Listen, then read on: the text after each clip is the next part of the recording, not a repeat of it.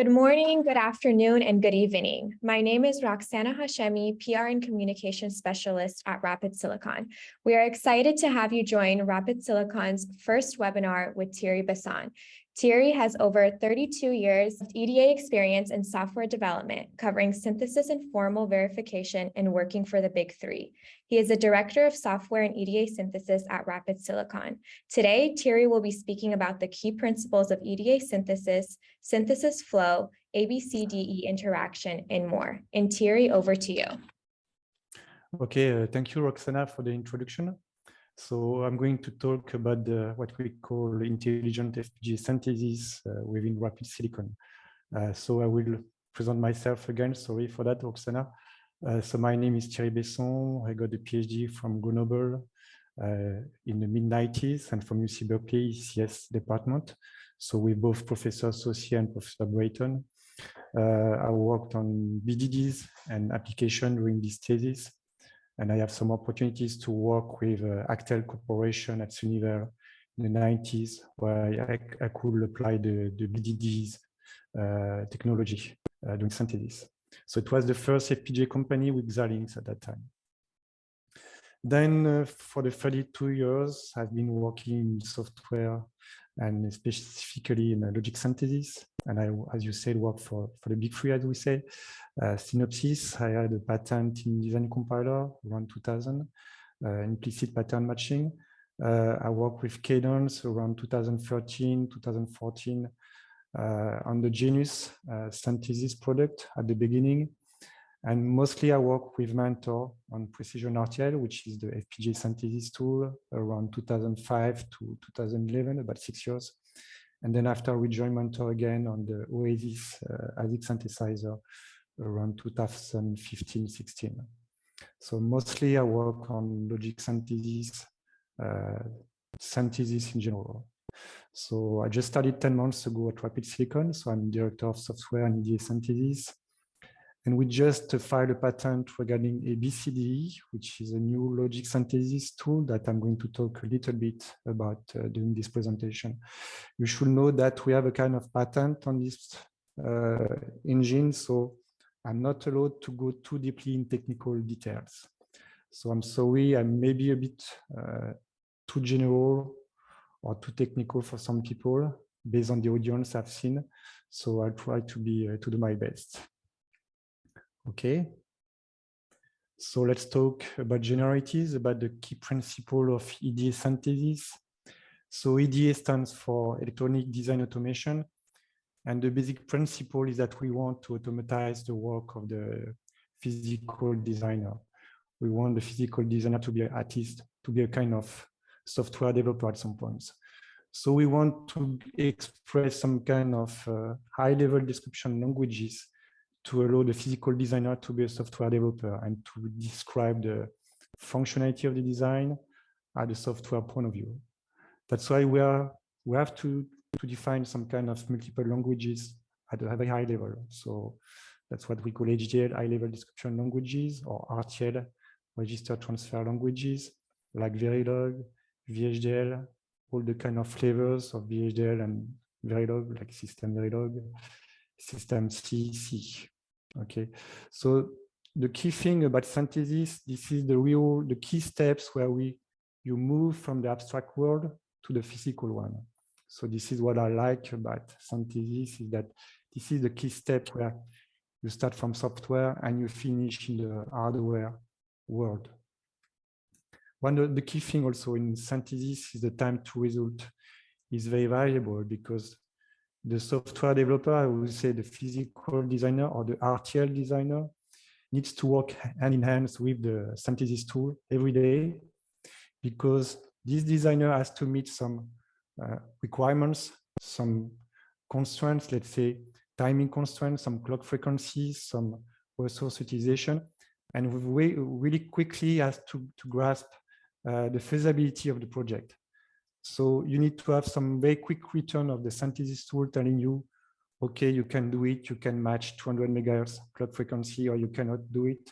You cannot fit your design into this device. You can fit it in a bigger one, that kind of thing. So we need to really have some kind of very quick feedback from the synthesis tool. So we need some very speed coming from this from the logic synthesis tool or the synthesis tool in general. The key thing also is efficiency. So by efficiency, we mean quality of results. So basically, we have 3 criteria in quality of results. We have the area, that means resource utilization. So for FPGA, generates number of floods. We have timing, that means clock frequency, performances of the design, and we have power consumption. So these are the 3 main criteria we have to focus on and to optimize.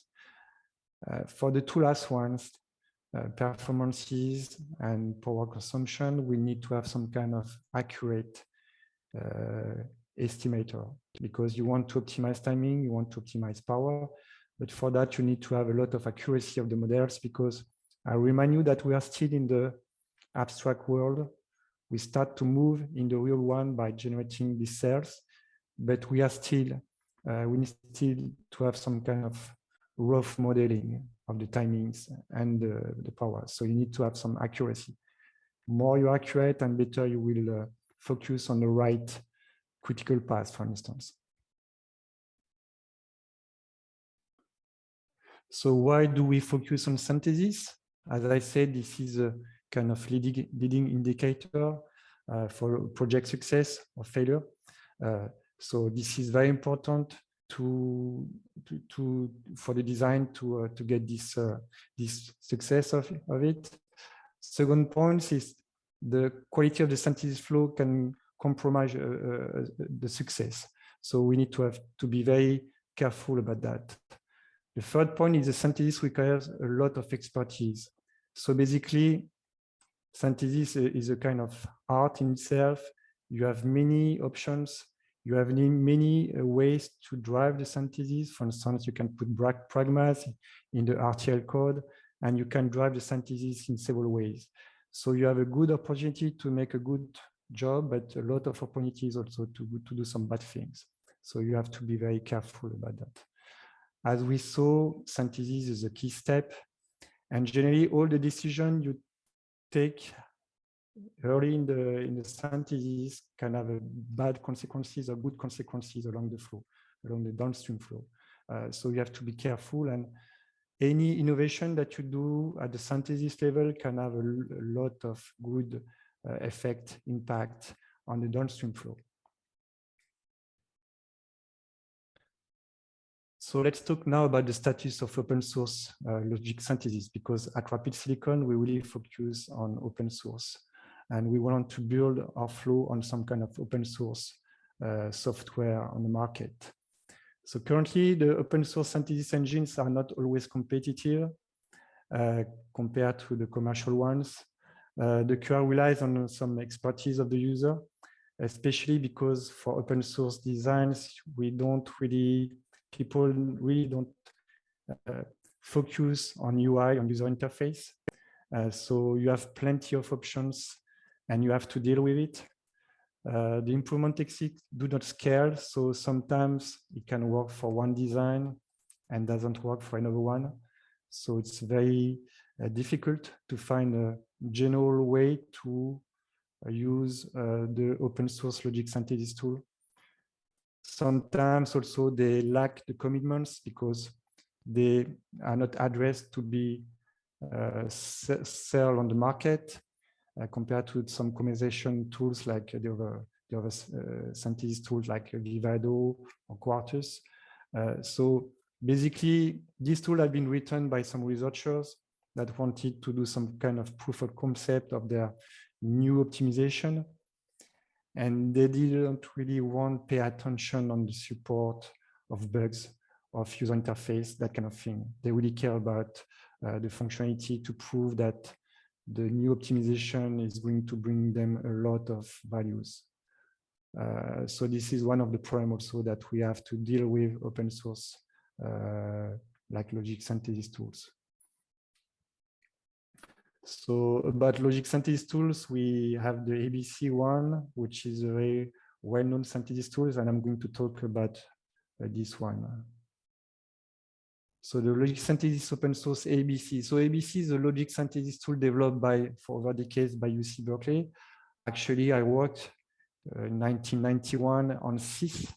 SIS was the former ABC logic synthesis tool.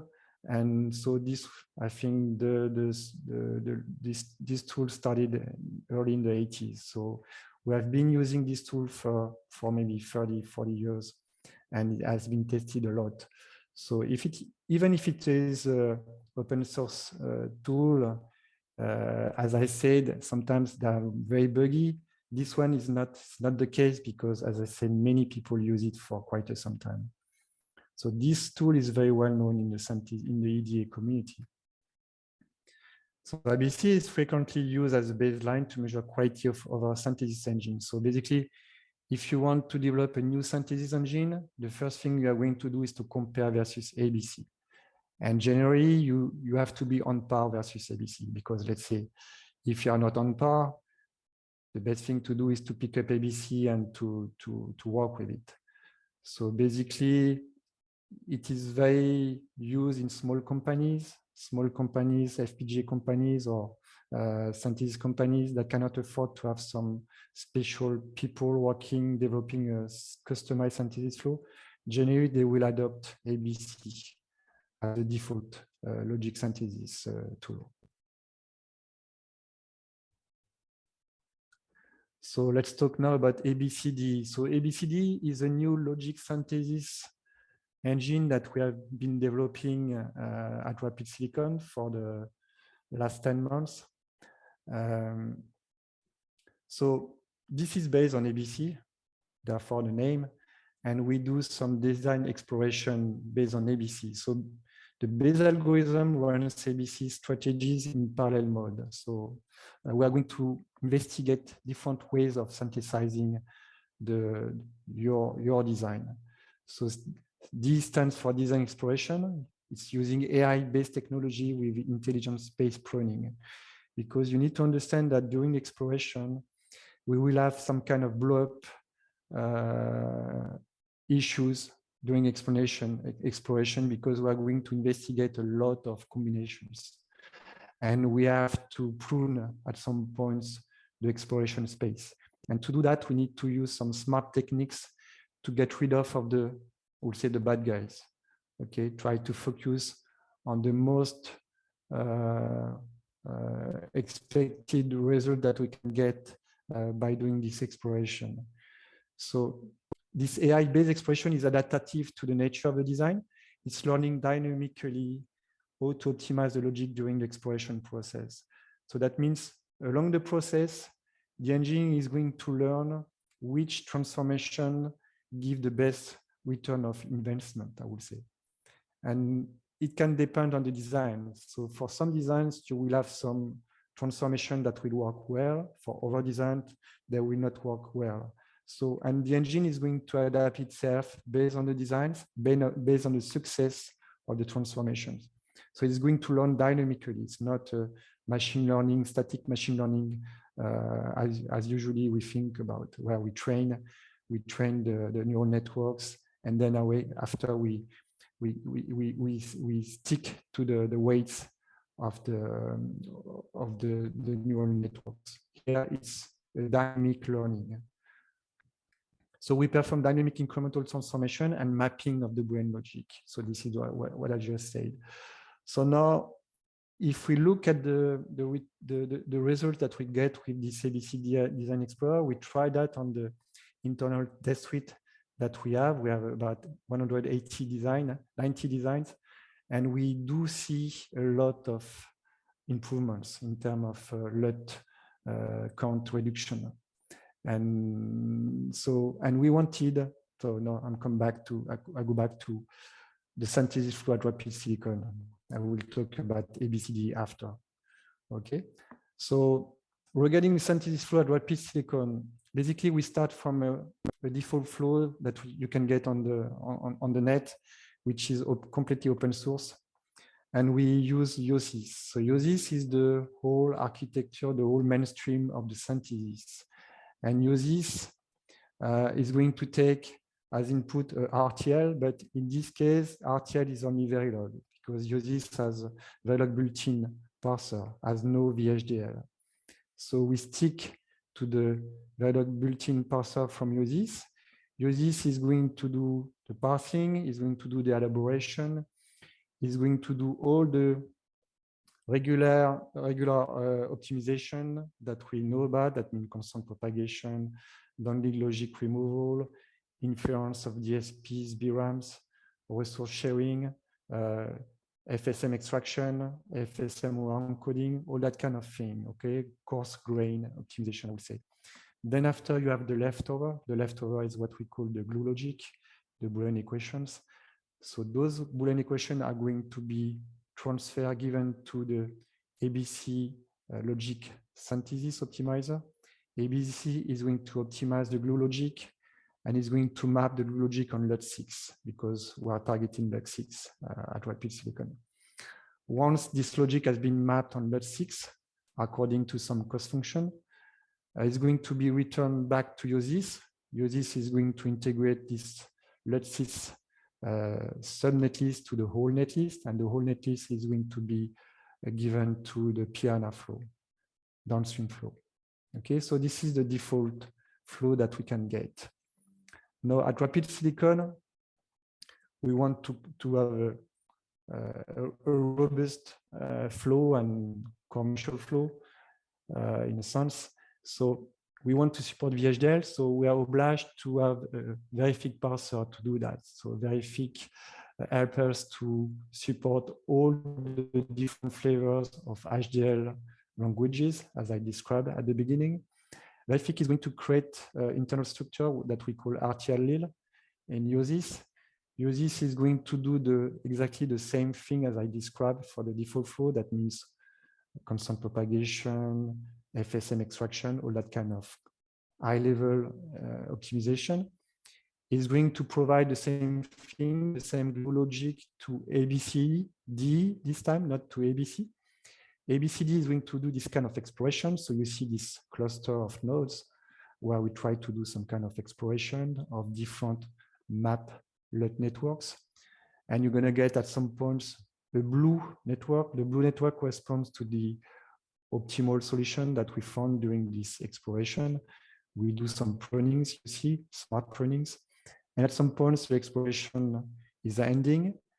And we return the blue guy, the best network, map LUT network, to USIS. USIS is going to do the same thing. It's going to integrate the new map network into the whole netlist. And is going to give this netlist to PNR. So there are three main differences here. So you see the Verific frontend. There is the ABCD exploration. And something I didn't mention is basically in USIS, you have the same way to describe scripts like in ABC. You can describe a script where you describe all the steps of optimization you want to do. So we worked on that, and we have a customized script for Rapid Silicon. So and this is what we call plugin. So we have a specific Rapid Silicon plugin in USIS where we do smart optimization that we don't do in the default flow on the left side. Okay, so we have three differences, main differences in the Rapid Silicon synthesis flow. So to validate this flow, and especially BCD, we wanted to have a kind of a fair comparison and benchmark way to compare the optimization that we do compared to the other tools on the market. So EPFL is a benchmark suite provided by the high school from Lausanne in Switzerland. They provide 46 benchmarks, for which we have to compete regarding LUT6 count and logic level reduction. Among those 46 benchmarks, you have 6 multi-million LUT6 designs. Those benchmarks are not optimized on purpose. This is just to check the capacity of the optimization that you have. this is an international competition and a strong competition that started in 2015. And you have about 20 participants in this competition that has been trying to improve the design for 7 years. So in this competition, you have some academics, universities, and you have two big companies, Huawei and Synopsys. So those designs, when you are able to get, let's say, the best solution ever among all the participants, you can submit your netlist to the EPFL administrator, and this one is going to validate the netlist. That means it's going to make sure that you have effectively the best solution, and moreover, it's going to verify that the functionality is correct. This is the key, of course. So this EPFL concept of benchmarking is very nice because it's exactly the same philosophy of open source code development. We want also to do some kind of open benchmarking. That means we want to have fair comparison. So it helps to promote continued innovation also. So the good thing about EPFL, it's uncomplicates benchmarking because traditional benchmarking is complicated. Often it's often limited to same tool comparison. Basically, I do some new optimization. I want to prove that there are some benefit. I'm going to compare versus my reference. So I know that it's better, but I would like to measure the impact compared to the competition. And there's no way to do that. So the only way generally is when you go to a customer site, customer is going to do some eval of your new feature, and customer is going to tell you, well, you are really bad compared to competition, but I cannot tell you what's the order of magnitude, or they can't, so we will not take your solution. And sometimes they will say you are really, really good, but we don't take your solution either. So this is the problem, is that it's very difficult to measure the impact of some new optimization that we do. So the good thing here is that we'll compare at the technical point of view. There's no kind of, I would say, marketing or political criteria in the decision here. It's purely technical, and everything is open and fair. And the decision, I mean, the validation is done by a third party. It's not done by yourself, not done by the competition. So this is the interest of the EPFL benchmarking. So now regarding the results on this EPFL suite, as I said, we have 46 benchmarks. So if we use ABCD integrated in the whole flow I show you, we have 31 unique winners out of 46 benchmarks, which is pretty good. We have also 6 ties. We have 6 ties because basically we have 6 designs where everybody is able to get the optimum. Okay, so you cannot be the unique winner on this one because this is the optimal one. So if we add up the optimal with the 31 unique winners, we come up with 37 best solution over 46 benchmarks, which is a good rate. We have one design where we reduce by 3x the number of slots. This design, as I said, has been studied for 7 years by universities, by Synopsys, by Huawei, and we're able to reduce it by 3x, so which is good. There's another design, we reduce it by 2x number of slot counts. So we have 2 optimal results. Also, we know that we have the optimal one. We have new winners for which people thought that it was not possible to improve them, and we were able to improve them. And regarding the lot count, so we have 23 best area over 23 23 benchmarks. So I'm going to just give you a rough explanation about ABCD on the one design, which is called adder. So on the right side, you see the exploration process. So basically, it's very simple. I try to be general because I said there's a kind of patent on this one, so I don't want to be too technical and go too deep in the details. But roughly, we do some kind of exploration, and you have a tree of exploration of the different LUT map networks. So we start from a LUT map network. And from this one, we are going to apply different mapping transformations. So I call them map 1, map 2, and map 3. So from this map network, we're going to get 3 new map networks. And so we are going to apply the cost function on those ones. So let's say the cost function is minimize the LUT count. So among those ones, we will have a minimal best solution. Among these map networks, we are going to continue the process of doing transformations or mapping. So at the second step, second pass, you see that we do for each node 2 transformations. So at pass 2, you see that we are considering 6 map networks. And if we continue the process, if we go to pass 3, we're going to get 18 map networks. So you need to, it's a breadth first exploration. So that means map 1, map 2, and map 3 are done concurrently in parallel. And we wait that all the transformation complete to go to the next path. Okay, so this is what we call a breadth first exploration. So we progress layer by layer. So now if we go on the left side, you see the trace of the applied on this adder. So I just detailed the first line. So you see D, then after you see PIs, which are the primary inputs, number of primary inputs. So we have 256 primary inputs. You see the number of LUTs for the first solution is 328 LUTs. So we have max level of logic about 51, average logic 26. The time it took, so we are at pass 0. The first map, so all these names I don't dig into because these are the key. This is the meat of the ABCD engine. And I will focus on this number, the far right number between square brackets. So this number gives you the number of threads, number of nodes at that level. So at that level, I have only 1 node. At the second pass 1, I have 1 node. At pass 2, I'm considering 4 nodes at the same time. So I'm considering 4 syntheses in parallel. Next step, I'm considering 12, then 48.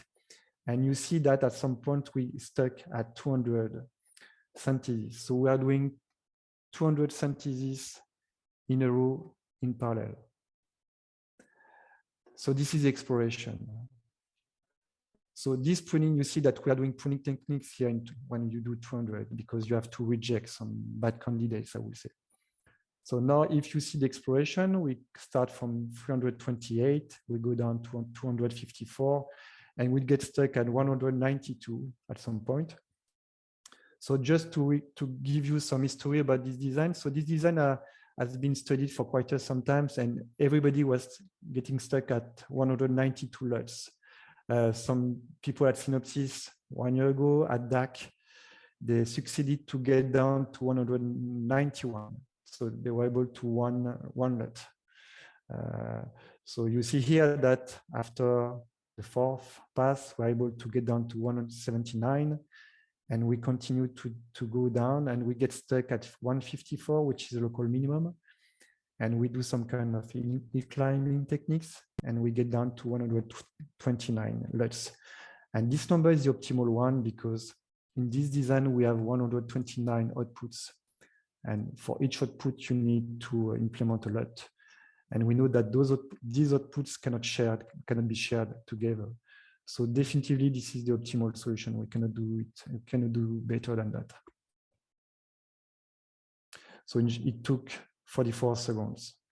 And you see that for instance, 200 threads, it took generally 1 second. So when I say threads, it's not threads, basically it's threads, but after it's processes, because D is an executable and ABC is an executable. And D is calling ABC with some system calls. So basically we have 200 processes. So if you do a top on Linux, you will see 200 processes. Okay, so we can improve that by doing some real threading. The point is that it's very flexible. Basically, you use ABC, just plug D in front of it, and D is going to play the kind of synthesis expert. He's going to drive you to help you to get to the best solution. So now some interesting figures still on the FPFL.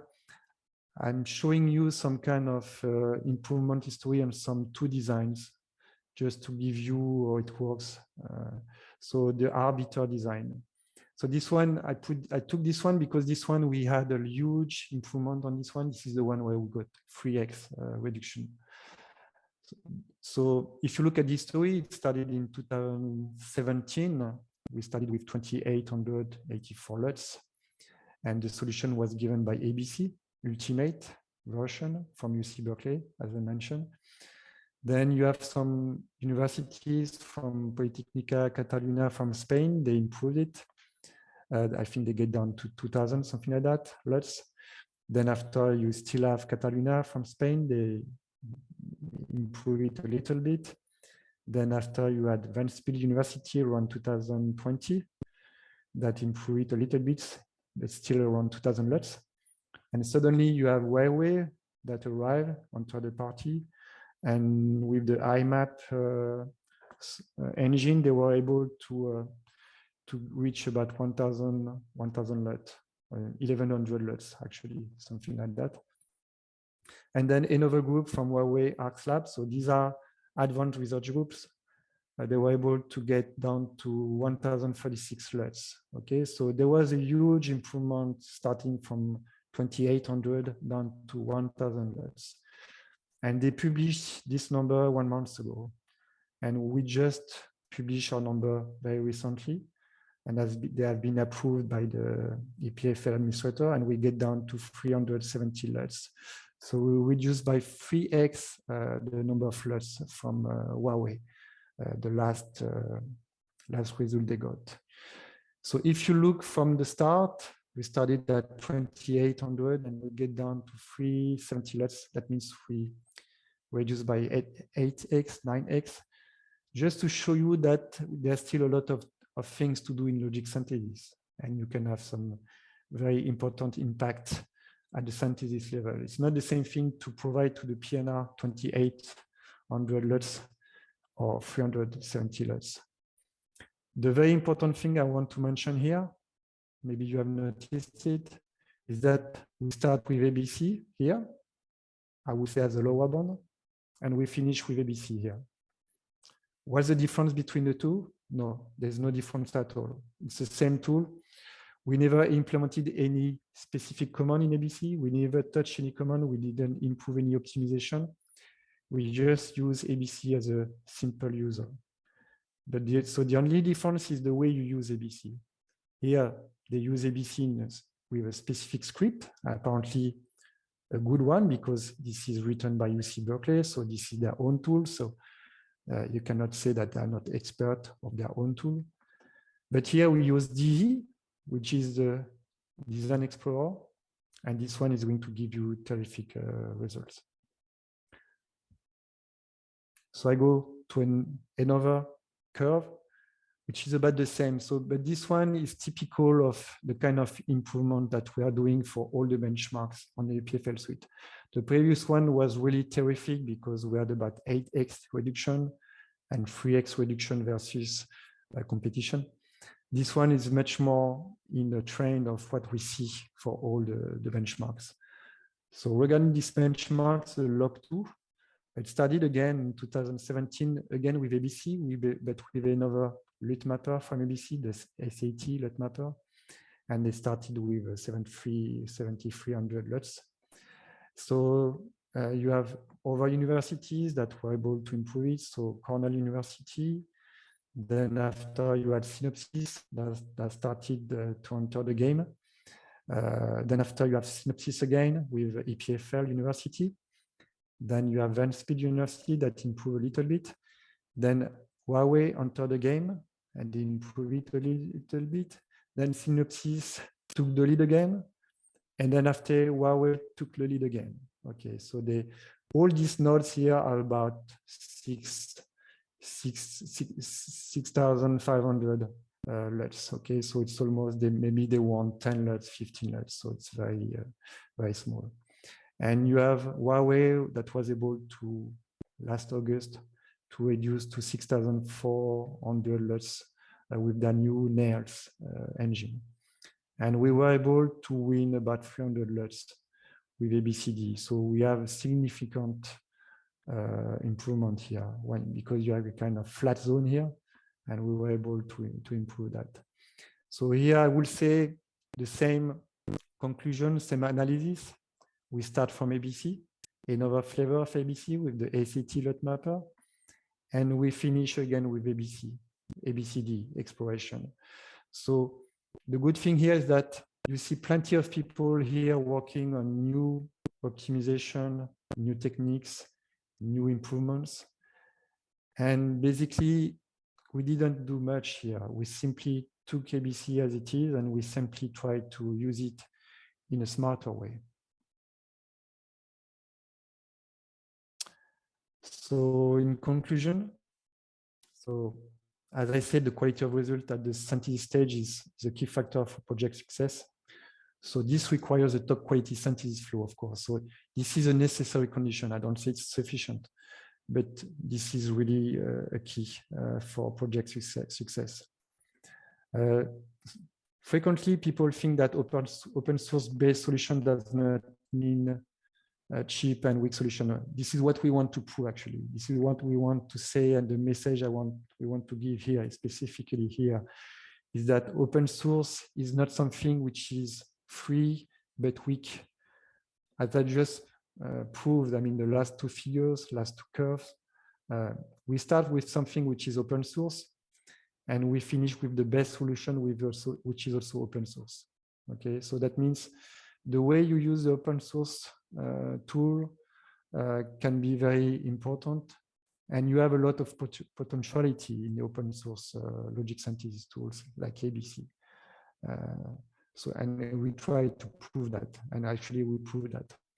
So we have patented ABCD because based on the results we had, we have to protect this technology because you see a lot of value with ABCD. So the ABCD quality of result was confirmed through the EPFL Open Benchmark competition, as we just showed. Rapid silicon solution is better than big contenders like Synopsys and Huawei, based again on this EPFL Open Benchmark competition. Remember that Synopsys, I know that few people over there. So one is a fellow at Design Compiler. You have some people from Simplify Pro. So I will say you have the top-notch engineers from Synopsys working on those designs. And I guess Huawei, you have two labs, ARC labs from two different sites. So there are advanced research groups. So this is a tough competition. And actually, I just showed that we are doing well against those guys. Now, rapid silicon synthesis solution also is better in average by 12% in terms of LUT counts, based on some kind of feedbacks that we got from some people. So this is a confirmation that what we see in the EPFL benchmark competition, we see it also when we compare face-to-face to traditional FPGA synthesis tool. Okay, so I'm done. So I thank you for watching this webinar. Thank you, Thierry, for a wonderful presentation. If you have any questions, please email info@rapidsilicon.com and visit our website to learn more. And thank you to everyone for joining. Have a wonderful rest of your day.